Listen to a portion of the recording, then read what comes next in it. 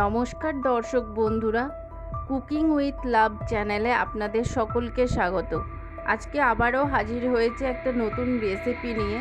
চলুন শুরু করা যাক আজকের রেসিপিটা। আমরা এখানে দুটো মিডিয়াম সাইজের পেঁয়াজকে পাতলা করে কেটে নিয়ে মিক্সিং জারে দিয়ে একটা পেস্ট বানিয়ে নিচ্ছি। আর এর সাথে নিচ্ছি 1 টেবিল চামচ আদা রসুনের বাটা। এখানে আমরা দুটো সিদ্ধ ডিমকে লম্বালম্বি ছুরি দিয়ে কেটে নিচ্ছি, একটু স্লিট টাইপের চেরানো। এখন আমরা কড়াইতে 1 টেবিল চামচ তেল গরম করে তার মধ্যে পেঁয়াজের পেস্ট দিয়ে এই পেস্টটাকে 2 মিনিট ধরে কষিয়ে নিচ্ছি গ্যাসের আঁচ কমিয়ে রেখে। 2 মিনিট পর কড়াইয়ে আমরা যোগ করছি আদা রসুনের বাটা।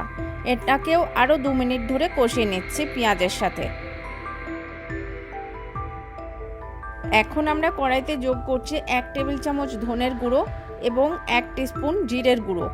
এই দুটোকে গ্যাসের আঁচ কমিয়ে প্রায় 3 মিনিট ধরে কষিয়ে নিচ্ছি। এখন আমরা কড়াইতে যোগ করছি স্বাদ মতো নুন এবং নুনটা দিয়ে সমস্ত মশলার সাথে 1 মিনিট ধরে নাড়াচাড়া করে নিচ্ছি। তারপর কড়াইয়ে যোগ করছি 1 টিস্পুন গরম মশলা। এটাকেও 2 মিনিট ধরে কষিয়ে নিচ্ছি বাকি মশলার সাথে।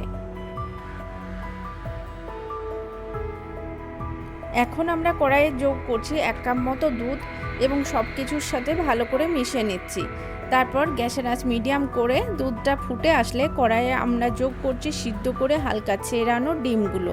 তারপর কড়াই ঢাকা দিয়ে পুরো রান্নাটাকে 3 মিনিট ধরে করিয়ে নিচ্ছি গ্যাসের আঁচ কমিয়ে রেখে। তারপর আমরা গরম গরম পরিবেশন করছি।